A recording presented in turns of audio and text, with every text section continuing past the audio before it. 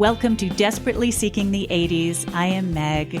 I am Jessica, and yet again, here we are in fair New York City on a sweltering summer day, sitting in my office, Podcasting about New York City in the 80s. which was also sweltering. And Meg and I have been friends forever. We've been friends And we since still 1982. are. I know, that's why we're here. I know. Doing something together in my house. My favorite part of the week. Me too. Yeah, you know what I hated? What? I hated the hiatus. That long week. That week was dreadful. And I j'accuse. In any case, I focus on Rip from the headlines. And I do pop culture. Let's get started. What you got? All right, Meg, what do you got? What do you got today? How many murders, rapes, and pillagings do we have today? No spoilers. Oh, I'm so sorry. I do have 3. I have an engagement question for you. I was counting on it. I was wondering if you had any fond memories of like the first day of school. No, it usually involved my crying and possibly throwing up on the school bus. Oh, really? So I loved like getting school supplies, getting my binders and my pens together. I was not a school shopping. very organized child, and my current OCD is not a reflection of my childhood anxiety. Was played out in different ways. Interesting. No, the first day, it was fine. It was fine. It wasn't. You didn't get that like, ooh, butterflies. I'm going to see people. No, I got the I'm going to throw up on the school bus feeling. Okay. Or cry. In fact, I cried so frequently on the school bus that my dear friend Nina, who I know is listening, told me on several occasions to what was it? Stop the waterworks. Something like tough love, Nina. And she was like 8, by the way. That was it. Turn off the waterworks. I was like, who are you? Like the Bowery Boys? All by yourself? Yeah. So no, I didn't like the first day of school. What did you love it? Yeah. I kind of got excited about the first day of school. Fresh start, all that kind of stuff. I liked the pencil case. Yes. School supplies. I love school supply shopping to this day. Yes, you have a Trapper Keeper, or the adult version of the Trapper Keeper. I do, with all of our podcasting materials. If only you had like a, Potsy and Ralph Malph sticker on it. That would be so good. Well, my story today, is about a young man's first day at school. This doesn't sound like it's going to be a happy story. No, sadly it is not. My sources are a series of New York Times articles that were written between 1988 and 2007. The New York Times definitely covered this story. I'll be interested to know if you have heard of it. Okay. American Justice and good old Wikipedia. All right. And also Murderpedia, because that exists. Spoiler. You knew it was coming. Guess who didn't make it to school? Guess who didn't make it to school? Oh, Jesus Christ. All right, let's go. At 6:14 in the morning on September 7th, 1988, in Belle Terre, Long Island, 17-year-old Marty Tankleff called 911 and cried out to the operator that it was an emergency. He needed an ambulance. His father was, quote, gushing blood from the back of his neck. The operator told him to wrap his father's wounds and elevate his legs, which Marty did. Then he left his father on the floor in his home office and went searching for his mother. He found 53-year-old Arlene Tankleff practically decapitated in her bedroom, way beyond hope. Paramedics arrived and rushed Seymour Tankleff, a 62-year-old retired insurance broker, to the hospital with multiple knife wounds to his chest and neck. There, Seymour slips into a coma. In the meantime, police escorted Marty out of the house and onto the front lawn. Now, Marty was the only son of Seymour and Arlene, a wealthy couple who had adopted Marty when he was just 3 days old. Today was supposed to be Marty's first day of his senior year of high school. Oof. Where he was eager to rejoin his similarly affluent North Shore friends. He had gotten a late summer nose job for the occasion. Stop it right now. He was still a little bruised. No, that's the detail I needed to really pull me in. Yeah. Okay. But here he was, barefoot, on his front lawn, telling police he believed Jerry Stewerman, his dad's friend and business partner, was behind the attack on his parents. Jerry owed Seymour $500,000. Oof. Seymour had loaned Jerry the money for his bagel store. Jerry... Wait, hold on. This just couldn't get more Long Island right now. It's very Long Island. All right. Continue. Jerry had a violent temper, and he was the last guest to leave the Tankleff house the night before when Seymour had hosted a poker game. Officer McCready showed up at the crime scene within an hour. He was not assigned to the case, but someone in the department paged him and he rushed right over. McCready's first impression of Marty was that he was way too calm for someone whose parents had been violently attacked. Wait, can I ask a question? Sure. So McCready has not been assigned to the case. No. But did he know them? Like, was there some reason that someone would give him a heads up and he'd go running over? I don't know, someone did. That's a weird thing. Someone paged him. All right. To go over. Also, there was no blood on the light switch in the garage, even though Marty said he checked for his mom's car when he was looking for her. So McCready thought that was suspicious. Because he had had blood on his hands from helping his dad. Exactly. Okay. McCready took Marty to the police station to question him more thoroughly. He did not read him his Miranda rights because he wasn't officially in custody. For 5 hours, McCready and other Suffolk County detectives interrogated Marty. During the interrogation, they tell Marty they know he's guilty. Marty continues to insist. Without giving him his Miranda rights and without an attorney present. Yes. Nice. Good job, guys. Or a parent, because he's a minor. He's 17. Yes, he is a minor, and there was no parent available. Or guardian. Or guardian. Marty continues to insist he is innocent, but then McCready takes a call and tells Marty that his father has come out of his coma and told the police that indeed Marty was the person who attacked him. Oh, that sounds like a lie. This changes everything.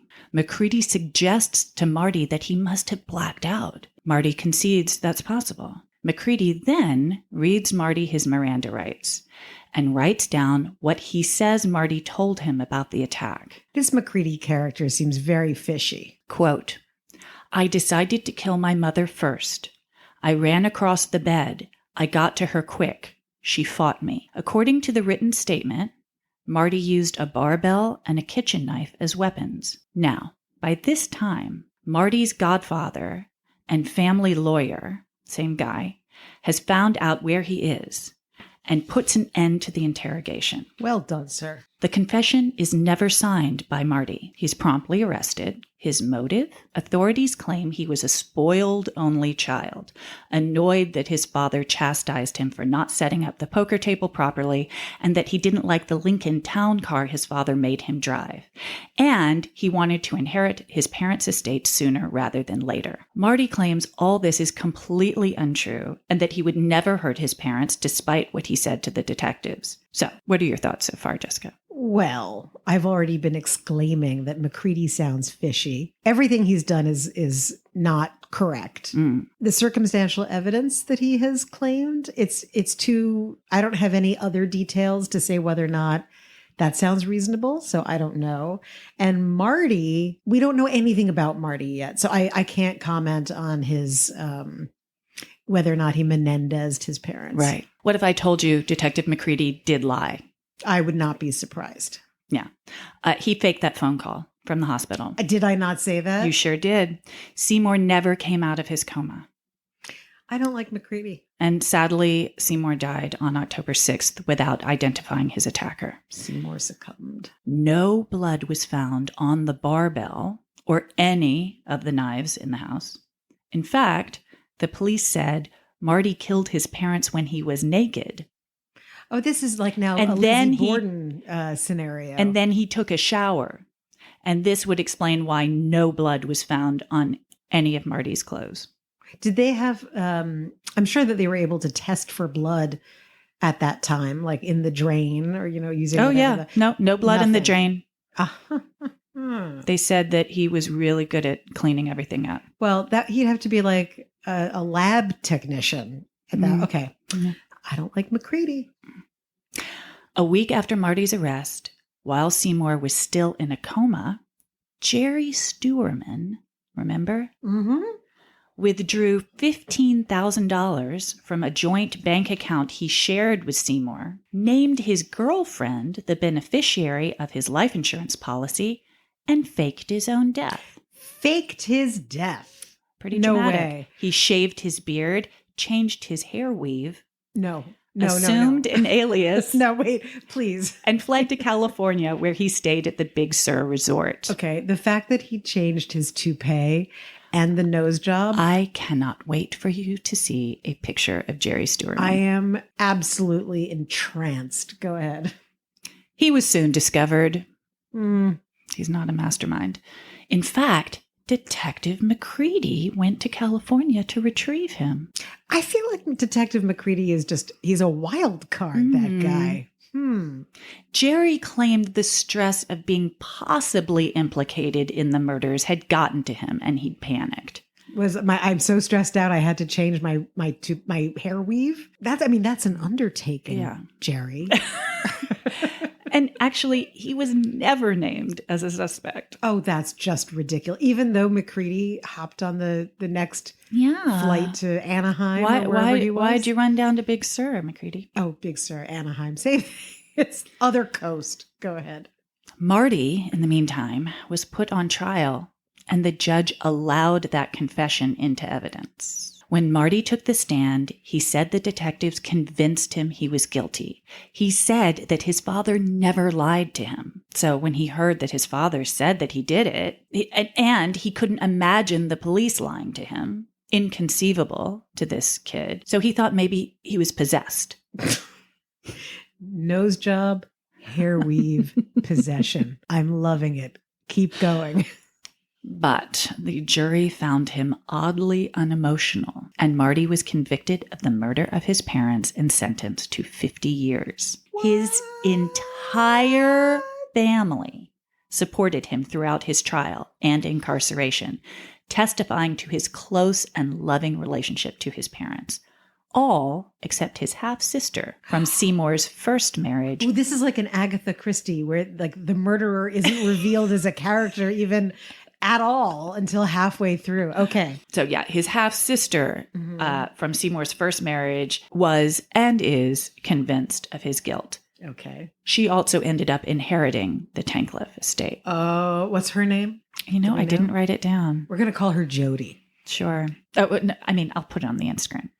I know, but for now. Okay, for now. I just need to have a name for her. And that's right. a very Long And Island also, name. I think you just implied she's a murderer, so we can't get in trouble if we gave her like a fake name for a second. Yes, Jody's listening, I'm sure. Well, yeah, it's true. You never know. You never know. Okay. Over the next 15 years, Marty's appeals were denied, even though, and this is when my finger of outrage is raised. The finger's up. Even though Suffolk County had a 94% confession rate in homicide prosecutions. That's weird. You think? Far exceeding the 54 to 73% rate in neighboring counties. Officer McCready, that rat. And even though it was revealed that Detective McCready was friends with Jerry Stuerman. No. Mm-hmm. And that the DA... Oh, that's why he got the call. Thomas Spata, so the guy who prosecuted the case, had represented Stuerman's son for selling cocaine out of Jerry's bagel store.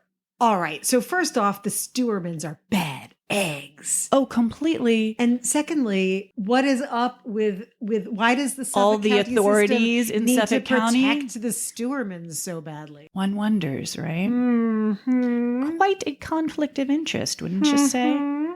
It wasn't until 2007 when Glenn Harris came forward saying he was the getaway driver for 2 hired hitmen who were taken to the Tankleff home on Jerry's orders. Harris claimed the hitmen were named Joe Creedon and Peter Kent. Marty was left alive in order to take the blame. Stop it. Mm-hmm. So remember how I was whining about my terrible day earlier? Mm. Oh, girl, Marty. Marty. From now on, if I'm ever whining like that, just say, "You're not Marty Tankleff." Marty Tankleff. Harris claimed they were paid $25,000 for the job. Total? Total.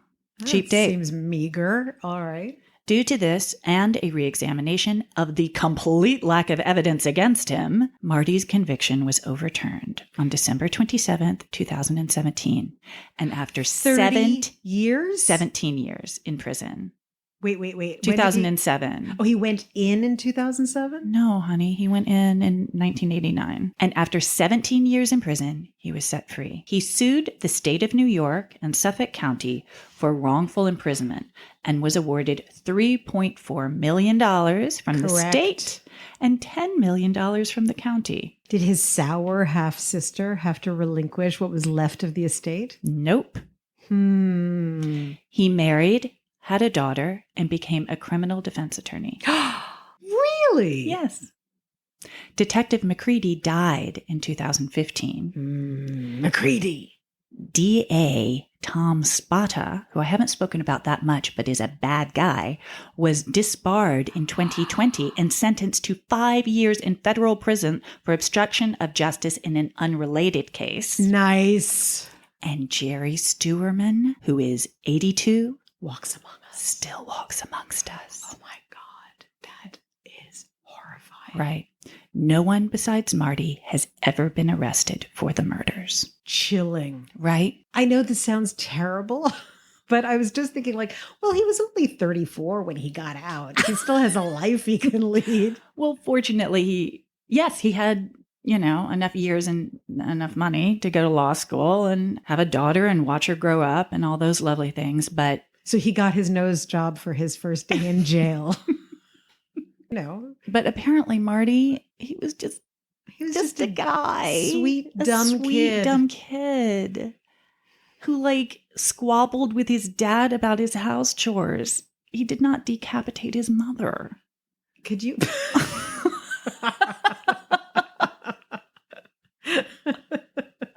I mean, it's a leap. Take out the garbage. What are you, insane? Chop.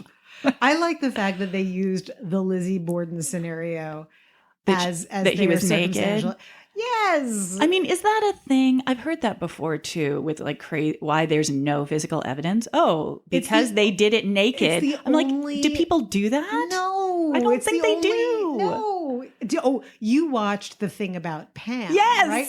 They're all Pams. They're all random blabbing, pen knife using dum-dums. But that was the same thing where he was, the DA was I like, shouldn't say dum-dum. That's completely not fair to the criminal mastermind. I mean, Pam did get away with a lot.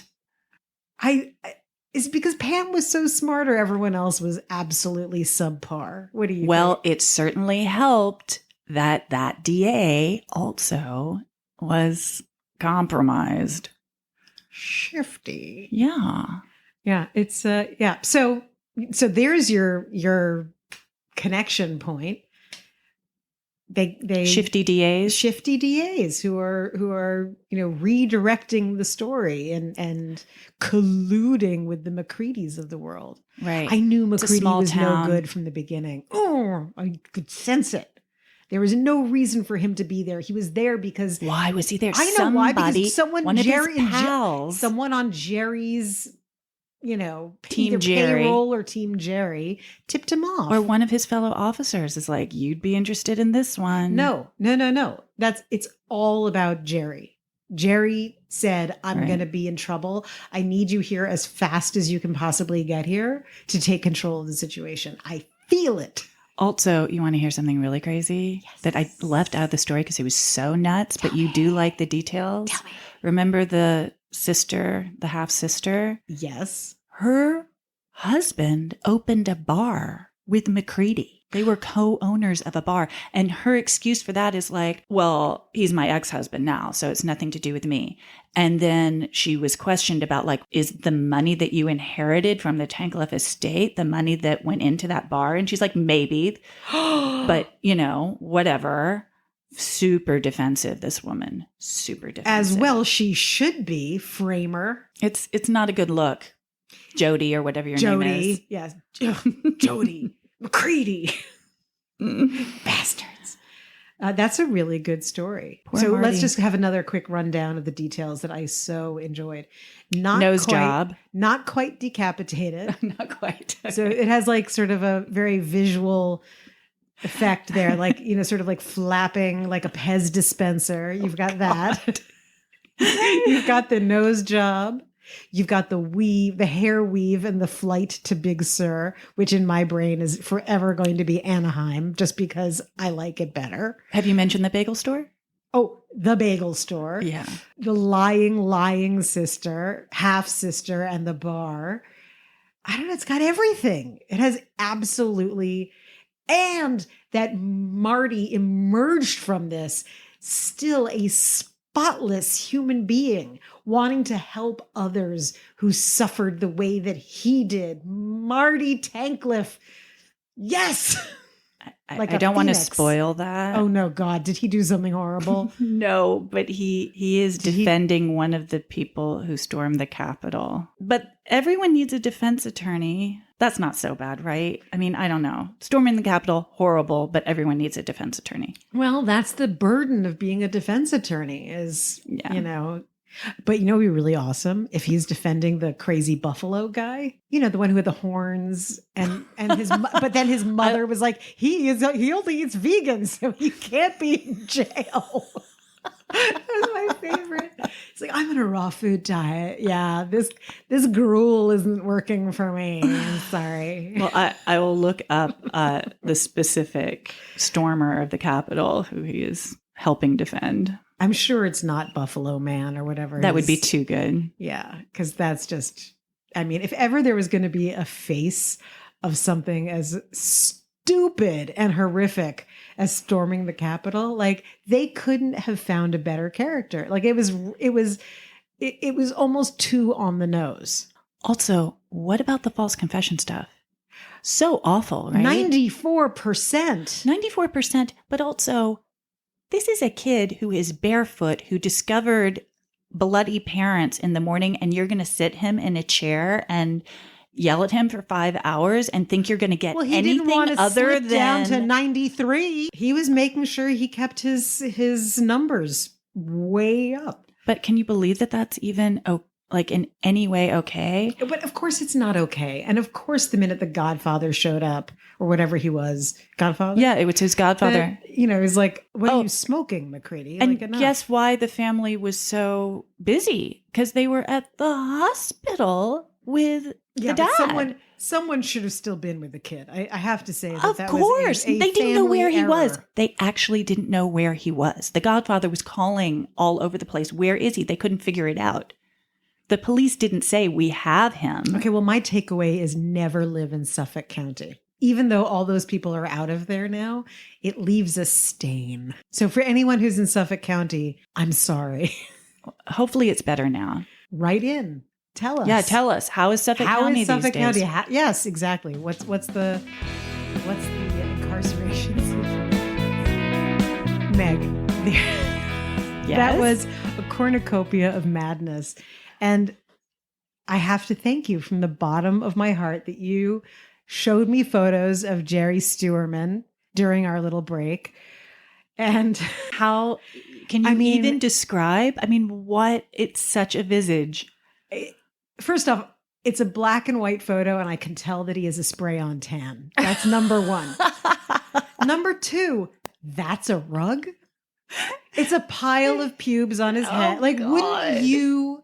I know that a perm was a thing in the 80s, but as curly-haired people, this was a weave. No, I'm saying like that the lure of curly hair was a thing. But True. I mean, Jerry Stewerman, go for a silky mane. Like what You're were right. you It was a weave. He thinking? could have any hair could have he had wanted, and he chose anything. that. He chose, like, I don't even know who on earth has hair that we could, like that we could, Is a little Richard Simmons, maybe? but it looks oilier and danker. Oh, yeah, no, Richard pulls his off. Richard's like a halo. Yeah, A this is halo of curls. This is just a mat of horror. yeah, and it's a picture from when he's on the stand at Screaming. Marty's trial. I So also he's noticed screaming. that he looks like he has plucked eyebrows. So maybe he had a very, very rich inner life and a club life that we don't ever know about. Also, thank you for letting me know that Jodie's real name is Sherry. Oh my God.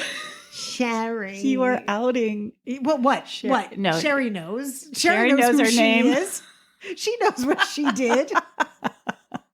So It's yeah. true. I saw a TV interview with her where she was incredibly defensive about the whole bar situation. Well, she's a super rat, total rat, Oh, yeah. We are Horrible. not Team Sherry. We are Team Marty. all the way. I'm going to give you an engagement question. Yay, I'm ready. What do we both have today that we don't normally have in the room? Wine? Yes. I know. It's a wine kind of day. Well, we're recording a little bit later than we usually do. So also, you know what? It's gross outside. Today was a bad day. And I picked up some rosé on the way. You know why? Because you're a true friend. Because you're a good person with good instincts. Well, as I guzzle my rosé, here's today's topic. Here's your real engagement question. Okay. We've had many discussions about underage drinking here in the city. Yes. And we focused on a couple of establishments and we talked about Second Avenue. Yes. My mother is not a fan of those episodes. Do you recall, I don't know if you were part of this scenario, if this was your thing, but do you recall that there was, if you couldn't get into a bar and we really wanted to drink, there was a weird alternative that would always work? I mean, I'm thinking like fake IDs or going to Think people's of houses. Think of the engagement question. Wine. Oh, just like buying alcohol? No. Chinese restaurant. Oh, yeah. So, Oh, no, that's true. yeah. I think Kathy used to go to China Kathy King. took me. This whole, yes. That's what Kathy- you're going to talk about? Yes, we're going to talk about the advent in the 80s of free wine with dinner. That is so funny. Free wine with dinner. I don't think I've thought about, I have. and it was China King, right? Am I Well, making that up? I think that there were multiple places that did it. Okay, she will tell us. But I do know where it began, and I do know the first copier of it. Okay. And the first, which was down the block. And that first imitator is the one that I knew from being with Kathy. Okay. And that same restaurant opened a couple of other places around the city. And one of them was really close to my parents' apartment. Okay. So anyway, so I want to talk about free wine with dinner because did it embody the New York 80s teenage drinking experience? It was really, you know what it was? It was where there's a will, there's a way. Seriously, it's creativity. It's like It was getting like the job how done. many egg rolls and like we would find like, can I order one dumpling? Like, do you remember Chris Rock did a whole thing about, I think it was from I'm Gonna Get You Sucker, but I can't remember. But he played a character who was in a McDonald's and he wanted to, like, he only had like 5 cents. And so he's asking for a Coke and they say how much it is. And he's like, well, I only have this much. How much is the cup? And the guy estimates like, fuck the cup, put it in my hands. So I feel like we were like, fuck the lo mein. But we would order like the smallest, like a spring roll. Each one of Right. us would have some. And you could get a spring roll for $1. Yeah, absolutely. Absolutely. So it was a table always of our classmates, each one of us with like one sad spring roll, a pile of duck sauce, and they didn't give it to you in the glass. I don't know if you remember this, but it was a carafe back then. So we would get sauced and fast. The headache should have told us something. Because the headaches we were children. We should not have been having hangovers, but the hangover began before we left the table. I think also that free wine with dinner is one of the best sales techniques on the planet. These people were pioneers. So today is a tip of the hat to the pioneers of getting teenagers in New York drunk, no matter what, for the price of a spring roll. I have sources today too. Okay. I know you're not going to believe this. I may not reference all of them, but my research consisted of the following websites: Wine Spectator, if you can believe it, Thrillist.com, MissChineseFood.com, SeriousEats.com, SilkyKitchen.com, I Love the Upper West Side.com. Yes, and NewYorkEater.com. Indeed. You know, I can't resist a good history lesson. So we're going to begin our journey into the heart of darkness by talking about Chinese immigration to New York City. Oh, my. Yep. Didn't see that coming down, No, did you? I did not. Nope, you did not. Serious Eats has this article about Ed Schoenfeld, who was one of the restaurateurs in New York who got very serious about high-end Chinese food. And what was really fascinating to me is that the waves of immigration that took place from the 19th century through the 1970s, okay, affected the kind of Chinese food that was coming into the city. In the 1860s, Chinese immigrants who were coming to the United States looking for work, as all immigrants did, started in New York City. And then a large number, as many people know, moved out west, went to California, worked on the railroads, where there was a whole other ball of wax for them there. Right. Mm-hmm. But in New York City, in the the food that came in was Cantonese. And what everyone associated with, when you say Chinese food, was Cantonese. And Chinese food in America or in America, New York? In America. Everywhere. Okay. Because New York was the entry point. Got it. And the people who were coming to cook were not chefs. These were not high-end folks.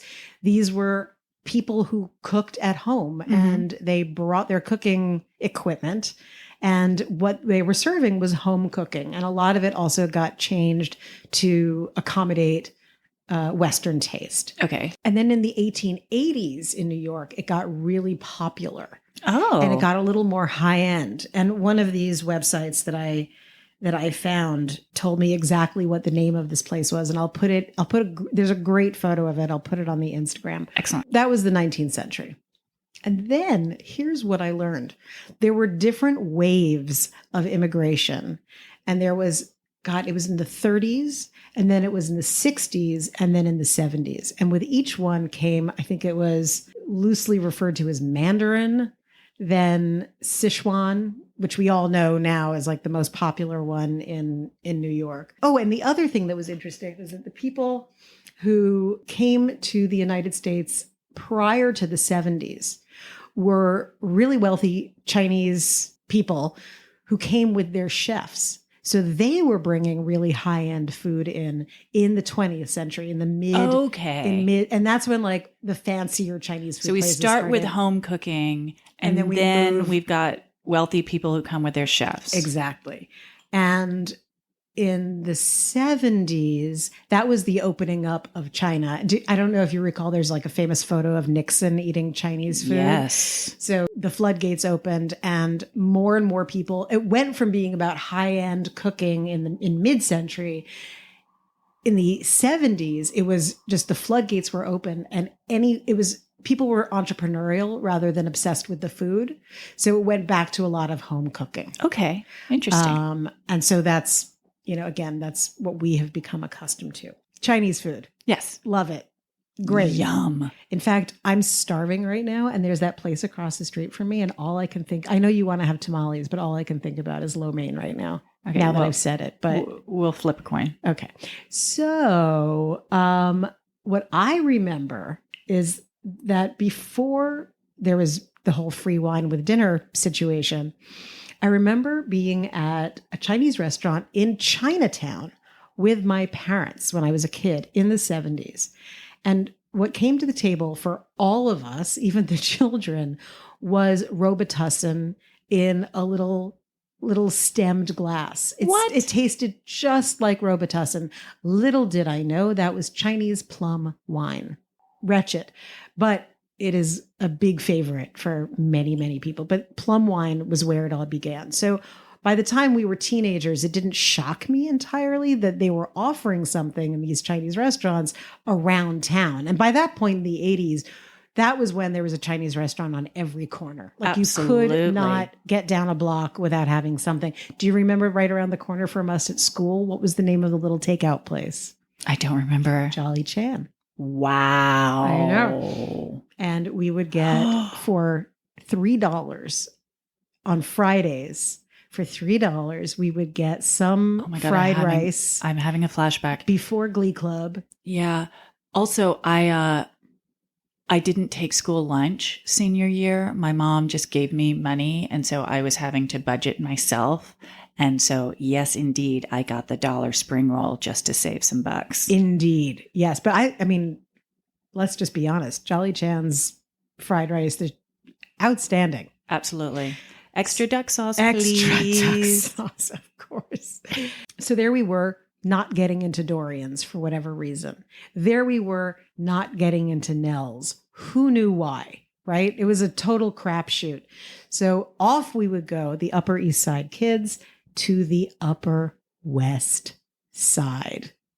Ack. Alarming. It was like going to another planet, I tell you. A whole $1.50 cab ride away. Exactly. Exactly. There was a place on Amsterdam called Silk Road. And Silk Road was where this where this began. I'm choked up now. I need to have some more wine. And Silk Road, that's like in 78th. Am I making that up? Oh my God. Jessica, Correct. you say these things and my brain starts opening Spitting up. out It's crazy. Why the do I truth. know that? Because you were there. Yeah. Welcome to your life. So Silk Road, and I found out from these articles that they were serving Franzia boxed wine, which is not really that surprising. I doubt they were like uncorking anything really impressive. But they would fill up these carafes. And then next door, like a block over, I think block up, was the Cottage. And the Cottage really ran with it because they had multiple locations. So they picked up on the marketing concept from Silk Road and they went nuts. And that was when they regretted their move, I'm quite sure, because every kid in Manhattan would sit. And I remember going to either one of these two restaurants, and you could see every kid from Spence, Nightingale, Brearley, Chapin, McBurney, I was going to say that Calhoun. was a strip. It wasn't just the Chinese restaurants. I mean, we would just go from place to place, and there were all the Irish bars that don't exist anymore either. The other thing that really warmed my heart was that, we've lost so many restaurants due to COVID. Yeah. And even prior to COVID, some of the really great old shitholes went by the wayside. So fondly. Yes. Like you're like, ptomaine poisoning or $2 food. I'll risk it. I'm young. Nothing's going to touch me. But there are a lot of places like that on the Upper West Side. Yeah. And one of them, do you remember La Caridad? No. It was right near Collegiate, where both of our brothers went to school. For those who are listening and following, you'll recall this. And it was a Chinese Latin something. I can't remember what it was. No, not intentionally. But yes, fusion, because it was a natural cultural blending. It wasn't like the brainchild of some chef. This was, for whatever reason that I've never.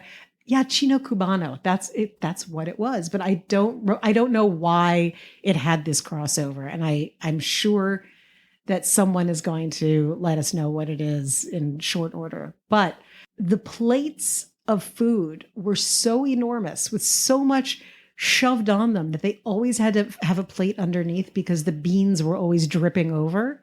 Always. And the plates were scalding hot. Like it was like a test of your will to finally eat there, but it was delicious, except for the food poisoning, which I did get once. Oh no. But other than that, it was fantastic. So that place closed. But guess what? A restaurant applied for its liquor license about 6 months ago. What? And guess what has moved into that space? What? The Cottage. No way. Revival. Oh my God. And one can only hope that they're bringing back the Franzia. I mean, why mess with tradition? I know I say this every week, but we have to go check that out. Do we have a list, or do we have to listen to all of our own podcasts again to figure out what we said we have to go do? I actually love listening to our podcast. I love listening to it I'm too. so but weird. I'm so weird. I'm a little embarrassed about it. No, don't. No, being proud of your work is fantastic. I'm proud of it. I've got a mental list. We'll write it down when we go to our tamale or lo mein. I know you're like yesterday. Yeah, and that really shaped the way that, like, so much of what we did as kids, because everything is a workaround when you're a kid. There's no straight shot to whatever your goal is. There's lying to your parents, lying to your friends. I'm quite sure that half of what people said they did not do. Fair. Except for certain people in our class who will remain nameless, but they definitely did exactly what they said they were going to do. Sure did. Yes, they did. And you know who you are.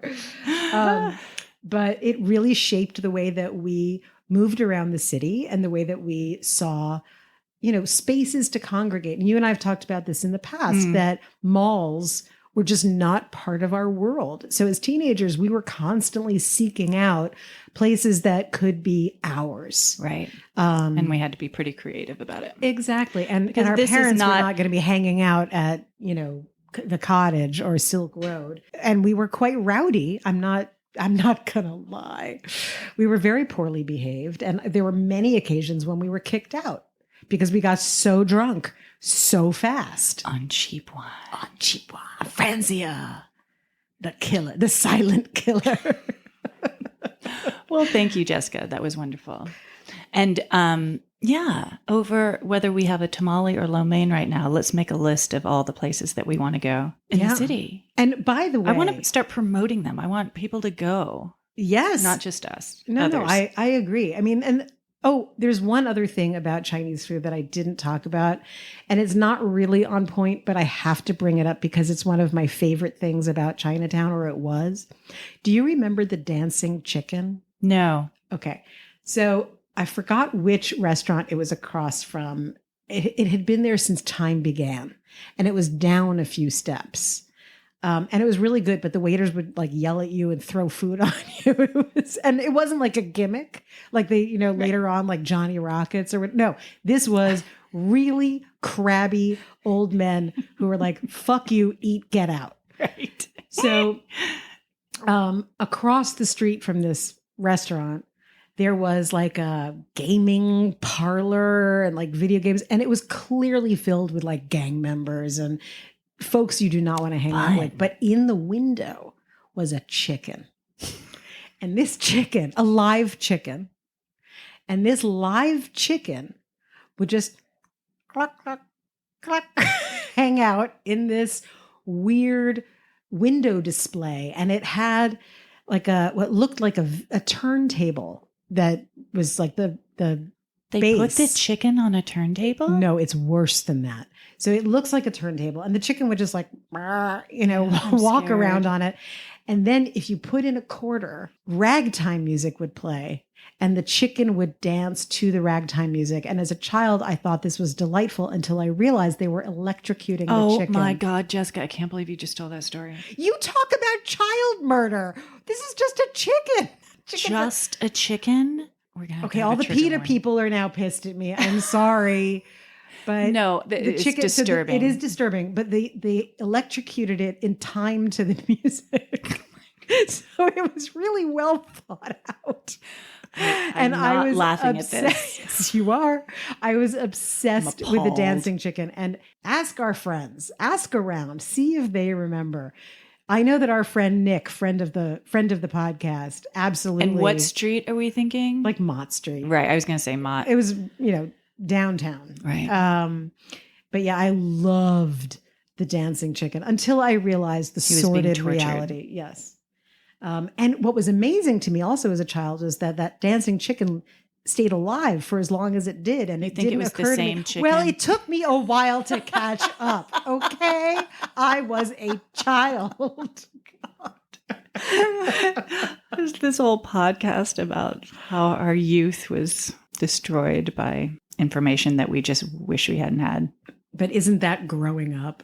Isn't that the whole growing up experience? Isn't this whole podcast a metaphor for having the scales drop from your eye? The wool is pulled off of your eyes. You are instantly educated. It's all revealed. The day I found out the chicken horror. was being electrocuted. In time to the music, to In ragtime. to the I mean, music. think about this. How long had it been since they had changed the record?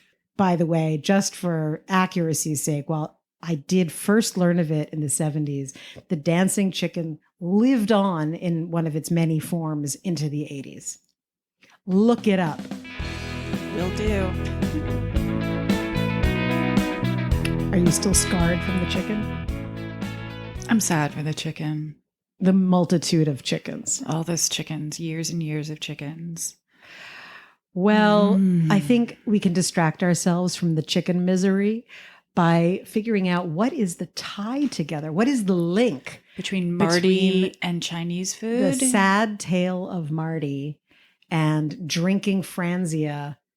Marty had a happy ending.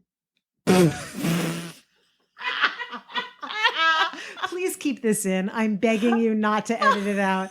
Oh, please, if you're my friend and you love me, do not edit this whole thing out. I'm begging you. And that, folks, is a wrap. Good night.